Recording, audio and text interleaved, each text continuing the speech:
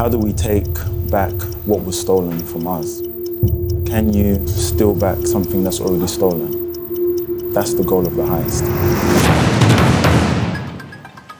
There's not any African or black or brown person that you'll speak to and they won't tell you, oh, the British have stolen most of our stuff. It's a thing of power. Who is in control of that narrative? Who gets to say what something means? We can try to right the wrongs of the past via giving back and doing all those things, or we can right those wrongs by actually writing our own future.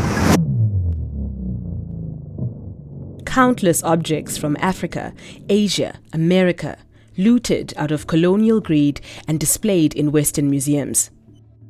The discourse is moving through the academic circles. The Museum of Cambridge has restituted some of the Benin bronzes that they have. The British Museum still remains very stiff, refusing to discuss such plunder as the Parthenon marbles or the Rosetta Stone.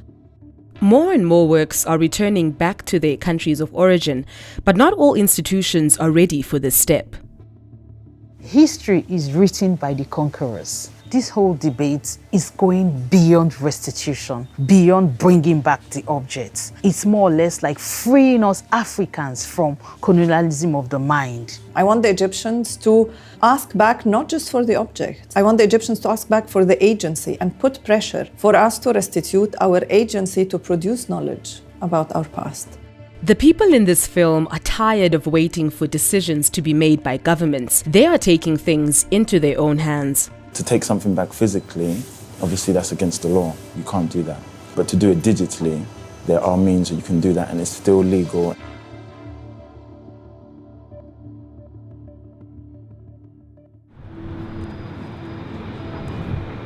I've got no problem with there being African art in European museums. And I think it actually does a lot of good to be able to tell like our stories. And I think museums like another route for that. But it's the way that the stories are told. My name is Chidi Nwaubani. I'm a digital nomad, a digital creative. I'm a Nigerian that grew up in London, and I'm the founder of Looty. Looty is a collective that was established to combat the hypocrisy of colonialism, of power, of structures via digital means. We do this via digital heists, via relocating artifacts to AR, collaborate with different diasporans, artists that are based on the continent. All in all, we just have fun rewriting our own history. My name is Ahmed Abakor. I'm a Somalilander, I'm a Swede, a Londoner. I would like to call myself a global citizen. I'm a creative and a co-founder of Looty. At the height of the British Empire in 1922, a quarter of the world was colonized by the Brits. You understand the impact that it's had globally, because to this day, 90% of African art doesn't reside in Africa.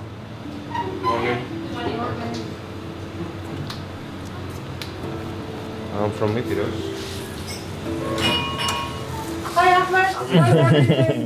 I'm good. Hi, Chidi. How are you? Yes, we're good. The Rosetta Stone is a basalt object that was found in Rashid in Egypt. It's really important because it served as the key to understand the ancient Egyptian language. With the work of the French scholar Champollion, he managed to decipher the ancient Egyptian script, and through that we could read a lot of the ancient Egyptian writings that are found in hieroglyphics, hieratic, and demotic, and then, of course, later Coptic. I'm Monica Hanna. I'm an associate professor and the acting dean for the College of Archaeology and Cultural Heritage in Aswan.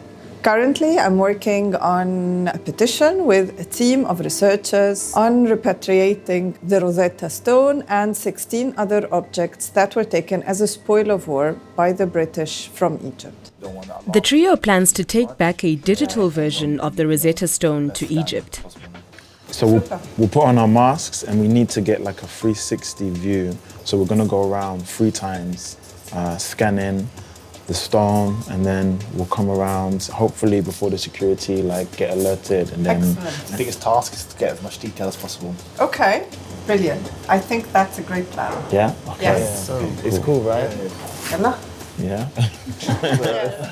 I think it gives access to people, access to knowledge, and it also documents the memory that here there is something that's missing. You look at the flow of money that comes into Europe because they have the Nefertiti bust, the Rosetta Stone, the Benin bronzes. You have to go to Europe to see these. So it's extremely difficult for Africans to get the visa. It's very expensive. An action cam, an iPad, and smartphones. The digital heist is about to start. Feeling excited, a bit apprehensive because you don't know what's going to happen. Like what we're doing is legal, but it turns heads. It gets a lot of attention at the same time. So there's always that factor that, not to get in trouble, but something could happen unexpected. The Kingdom of Benin lies in southern Nigeria. Benin City houses the palace of the Oba, the king of the Edo people, who take pride in the Benin bronzes, of which 3,000 to 5,000 were looted by the British in 1897. The Benin are a deeply spiritual people. African arts, especially that of Benin Kingdom, are utilitarian arts. It is not art for the sake of art. They all serve a utilitarian ritualistic purpose. And bronze, all those fine objects, were commissioned and produced for the Oba. Although the European, looking at these objects, thought, oh, these are arts that could be placed in the museums, but they were not basically created for that purpose. I am Dr. Enibokun Uzebu Imariagbe. I'm a historian. I lecture at the University of Benin. I'm also partnering with the Swiss Benin Initiative, who have come together to investigate and research the provenance of Benin objects in their collection. From the Nigerian side in this project, I worked with the Palace Guilds, that is the members of the Bronze Casters Guild, to look at their ongoing significance in Benin, the relevance of those objects in everyday Benin culture and Benin life. Pardon, Mosa. So, and all these still have ongoing significance here. They are still used for ceremony. Said they are casting behind. Yeah, come over. Okay. You see the process? You can feel the heat. Benin had close to almost over 100 guilds. We had the guilds of bronze casters, woodworkers, even those who actually killed elephants, elephant hunters. There was a guild too. This is wood, a wood carving of Idia head. The Benin bronzes are made of different materials such as ivory, brass, or wood.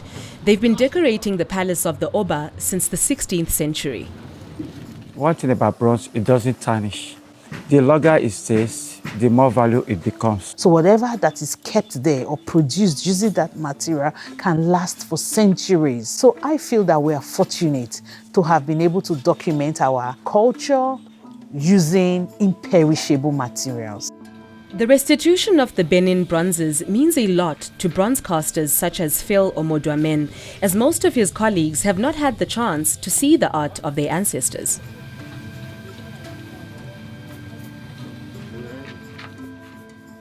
I was about 3-4 years old when I started working on this. I never went to any institution to learn it. By the time they are brought back and they are being displayed here in Benin City, we can always visit the museum and go close to the objects. Because you see, the works we have been doing, all we see from the catalogs is just the front view. So by the time these works are brought back home, it will encourage us the more. We have about 11 families in Benin that the palace gave the consent to practice this bronze trade. My generation, as I told you, it sits along the line. But the challenge I'm having right now, I have two sons. They are not willing to continue after me. Whenever I think of it, I don't really feel happy because I promised my dad, say, it will not die in my time.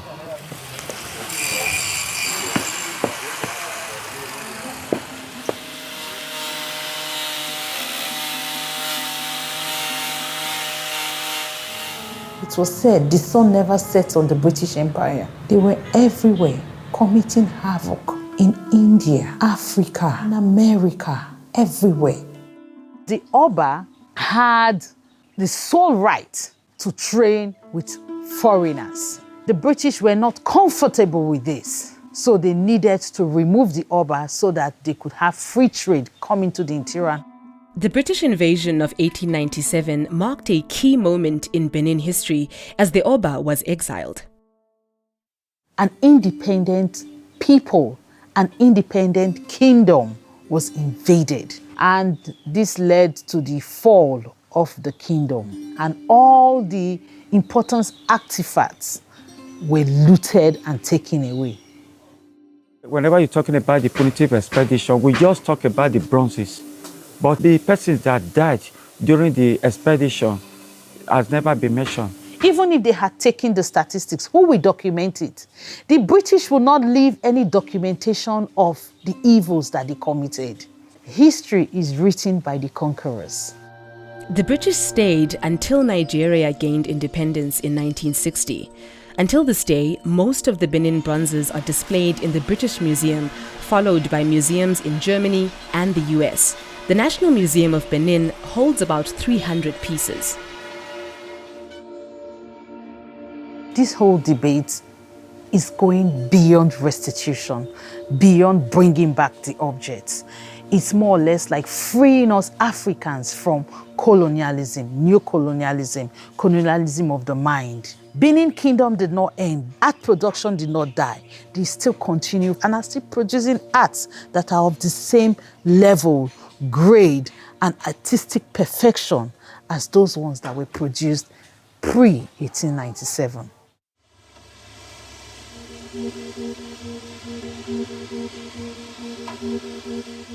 The museum is really busy. At that time that we were in, the Rosetta Stone is one of the most important things in there. People come from a tourist point of view. So there's a lot of security around.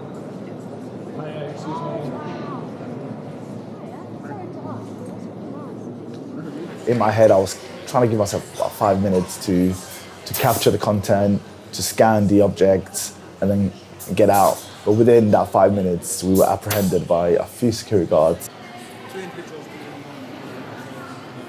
Asking questions, trying to figure out what we're doing. We brought out the terms and conditions, trying to explain to them exactly that we haven't done anything wrong. And the way we're dressed is just by choice. Yeah. We went through a long time with everybody wearing masks, right? They accepted that and they had to move on. The security started to, suspect there was something going on. They caught me off guard. And while he was talking to Ahmed, I was still scanning, so still getting, and Monica was still scanning at the same time. In the physical realm, the Rosetta Stone lives in the British Museum, but there's so much more opportunities for what we can do in the digital. So we're using a location-based AR. Anybody with a AR-enabled device can go to that actual position and see the Rosetta Stone living in its digital form there in Rashid.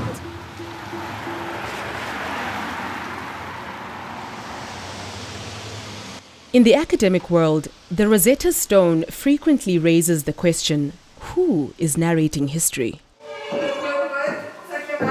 I want to start the talk today about how the Rosetta Stone came to the British Museum. So I want to go through the different trips the Rosetta Stone has taken through the French invasion of Egypt.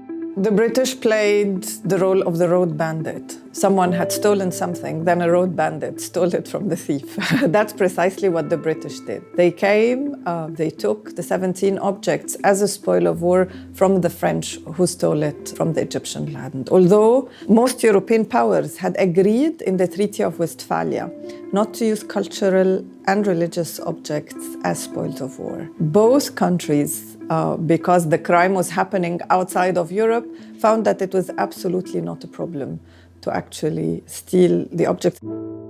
We have been doing this research project with the University of Oxford for almost 3 years now. It's Oxford, South Africa, Ghana, and Egypt. And I think this inter-African relations have given us all this idea that we all have this shared trouble. Many scholars want to keep Egyptology bottled up in this 19th century narrative because it keeps it exclusive to their circles. I've been kindly invited by Professor Dan Hicks to give this talk, and I think it's just the beginning of many other interventions and many other building bridges with academic institutions. Because again, it's this idea of the West, of we save those antiquities, we hold the scholarship.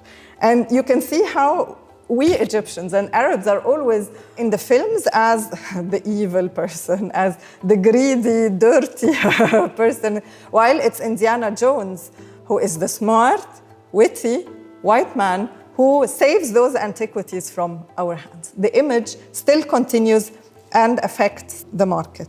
You may have spent so much time in the West that you then take in and internalize like the views, internalize like the sentiments and the meanings of what Africa is. A lot of the messages that we get are either one-sided or not true. Today, when we visit museums, we have to think of how these museums started. Of course, this is the oldest museum, the library, the museum at the Library of Alexandria. We invented museums. It's not totally a Western idea. Monica Hanna uses her influence in academia to campaign for her petition. We have realized that it's not about the objects. It's about breaking the cycle of power that these museums hold through these objects. We go to Rashid with the team that we have formed for the campaign, and we speak with the people. We get the people to know what has been taken from their fort. And many people there, and people are continuously writing, do you think it would really come back? And I always respond, yes, it will come back. It's just a matter of when.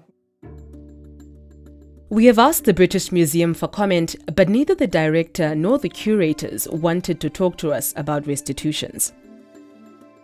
Instead, we received a written statement that has been quoted in the press whenever a return for the Rosetta Stone was debated. No formal request from the Egyptian government to repatriate the Rosetta Stone has ever been received. Visitors at the British Museum can see the Rosetta Stone alongside other pharaonic temple monuments, helping them understand how the modern world is still influenced by these great ancient civilizations and how they impacted each other.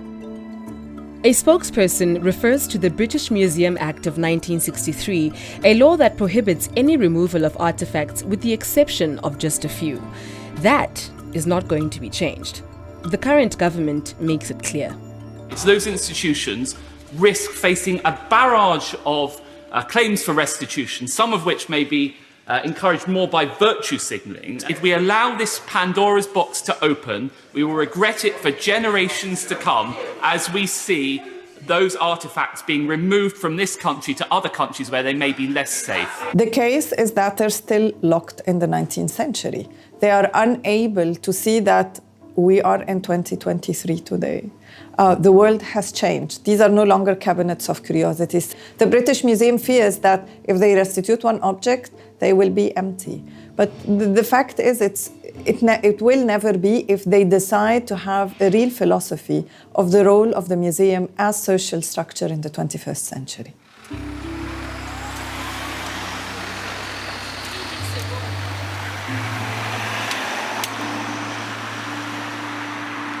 Look at me here. What African can you see? Yes, I know that I'm in Switzerland, but I'm wearing Western clothes. I'm interacting in Western language. All these are vestiges of colonialism. It has eaten deep into our fabric, whether we like it or not. It will take a long time for us to go back in terms of our thinking and our attitude to what it was before. Because we knew from history and through oral tradition, the relationship that existed between Benin and Europe was one of mutual respect.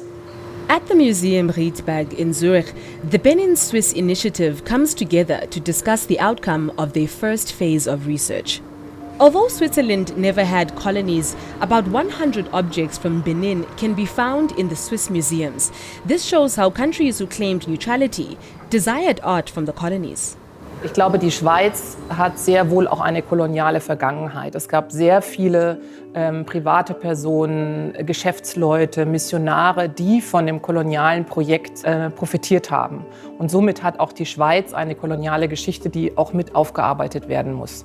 Also wir haben ja diese Initiative gegründet, weil wir Hinweise hatten, dass wir geplünderte Objekte bei uns im Museum haben. Und das war eigentlich auch der Anlass, dass wir gesagt haben, wir müssen diese Provenienzen genauer untersuchen. Wir wollen das nicht. Wir haben eine Verantwortung gegenüber diesen Objekten und auch gegenüber den Urhebergesellschaften. Und wir möchten das auch gemeinsam mit ihnen aufarbeiten. Also komm in die Buche. How are you? I'm good. The researchers found that roughly half of the objects they studied were either definitely or most likely looted by the British in 1897.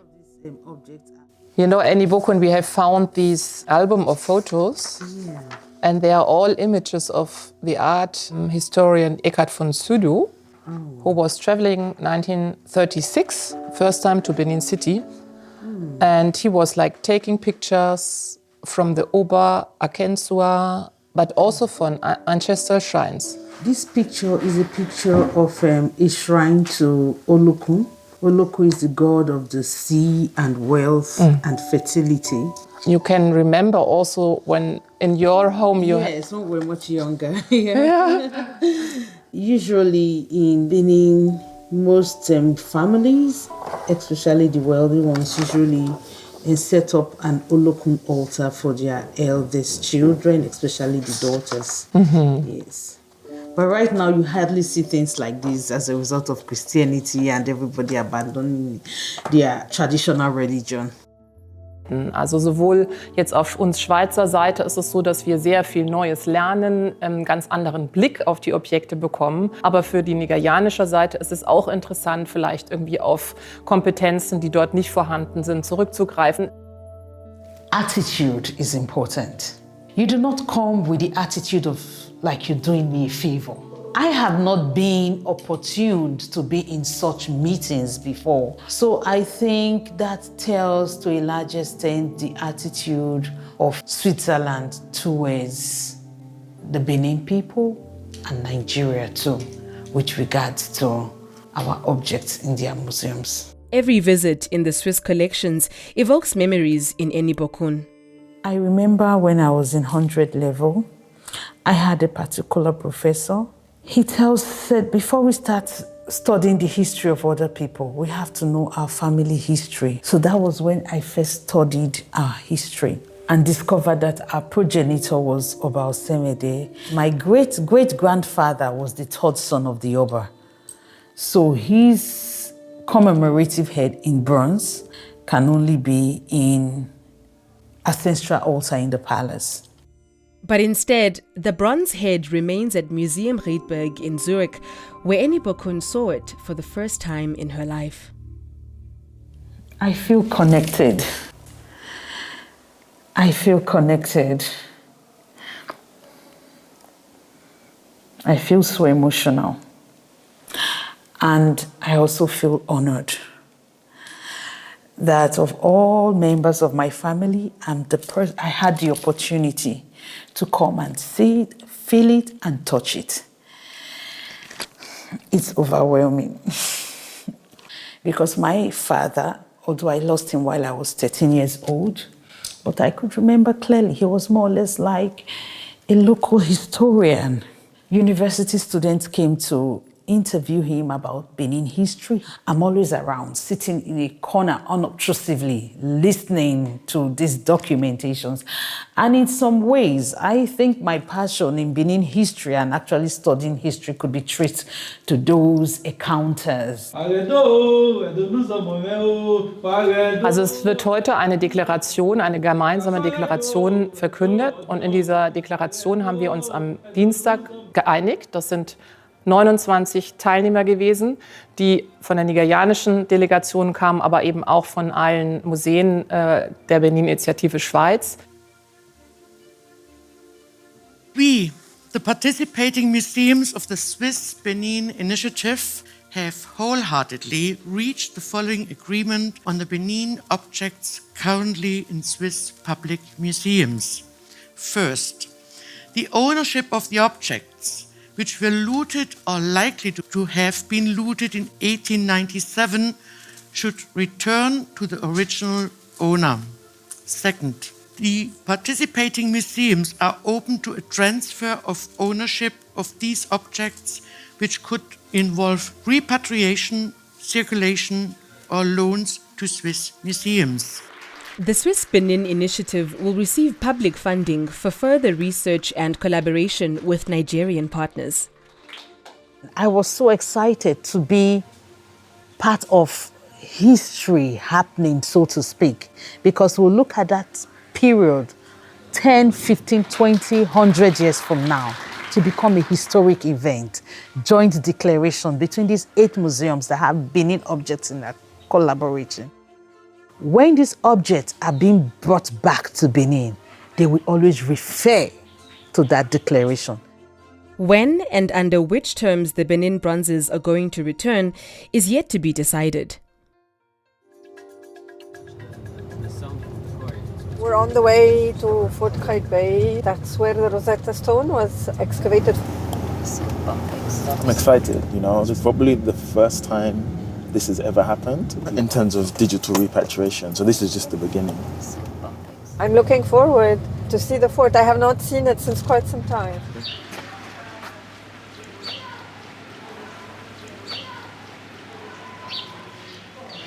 It was precisely found here, Chidi. Let me show you. In terms of like actually placing it back, where do you... Here, it should be here. They were actually digging a trench here and they found it in the foundations. So I can show you, And- this is the... Ah, okay. This is the program. So basically the way it works is that you create like a mesh. Can you see? Yes, yes, definitely. In order to place the Rosetta Stone in its original position, Monica and Chidi need to feed the software with data. This is the mesh that I made. You can see there. Oh, Needs like to incline a little more, like give it a 10 angle, 10 degrees angle. like this. Yes, So it's yes, good. yes, Yeah. yes. Yes, beautiful. This is so cool. It's cool, right?